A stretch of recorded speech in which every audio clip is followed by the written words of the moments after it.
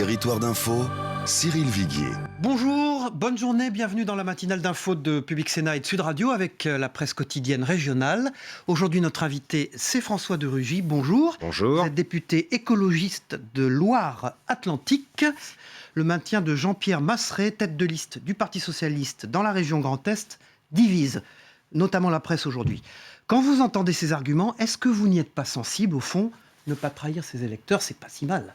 Après, je regrette aussi la décision de Jean-Pierre Masseret parce que je crois que, en effet, on a vu M. Philippot se réjouir. Il y a quand même une arithmétique politique et électorale qui fait qu'on donne plus de chances, en se maintenant ainsi, à M. Philippot de gagner. Vous avez employé vous-même l'expression, on sent quand même un peu des regrets dans vos propos.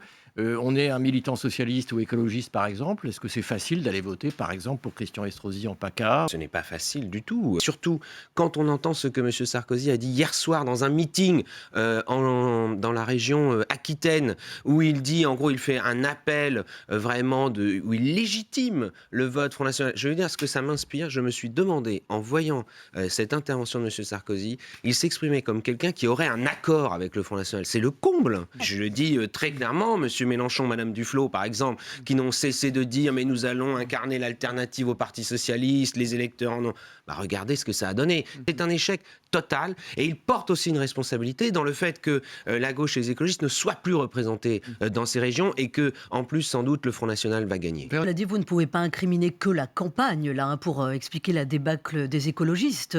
En 5 ans, Europe Écologie Les Verts a perdu la moitié de son électorat. C'est énorme. Les Français qui s'intéressent à l'écologie, ils veulent une écologie qui agit, une écologie qui proteste, qui conteste, qui manifeste, qui brandit des pancartes, qui critique tout et tout le temps, au lieu de proposer et d'agir au cœur des responsabilités. Regardez la COP21, cette conférence internationale vitale pour l'avenir, on dit l'avenir de la planète, pour notre avenir, à nous les humains, sur la planète. Cette lutte contre le réchauffement climatique, fallait être au cœur de la négociation. C'était ça le rôle des écologistes. Et à ce moment-là, Mme Duflot, elle a fait le choix de quitter le gouvernement. En même temps, il y a cette divergence sur ce projet d'aéroport de Notre-Dame-des-Landes.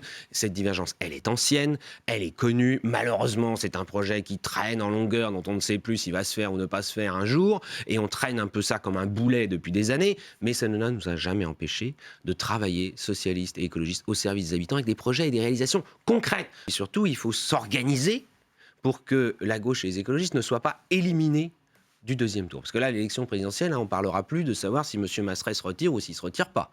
Parce que là, le soir du premier tour, on sait qui est au deuxième tour. Je n'ai pas envie de me retrouver à être obligé de choisir entre Nicolas Sarkozy et Marine Le Pen. Vous disiez tout à l'heure, c'est pas facile pour des militants ou même des électeurs et des électrices de gauche ou écologistes d'aller voter au régional pour une liste du parti Les Républicains face au Front National. Vous imaginez ce que c'est si c'est Nicolas Sarkozy face à Marine Le Pen. Il faut parler de la question de l'identité. Et moi, je pense que c'est un des débats de l'avenir, des mois qui viennent. C'est identité peureuse et frileuse. Ça, c'est ce que porte Mme Le Pen et ses amis du Front National face à une identité qui pourrait être en quelque sorte heureuse et conquérante. On devrait être heureux d'être français et on devrait être conquérant, y compris vis-à-vis du reste du monde. Et on est en pleine négociation sur la conférence climat. Vous croyez qu'on peut régler les problèmes climatiques en se repliant? La France toute seule dans son coin, elle va régler le problème du climat, mais sûrement pas. Et d'ailleurs, le Front National est un des rares partis en France, est un des rares mouvements politiques qui est climato-sceptique, comme on dit. C'est-à-dire qui en est encore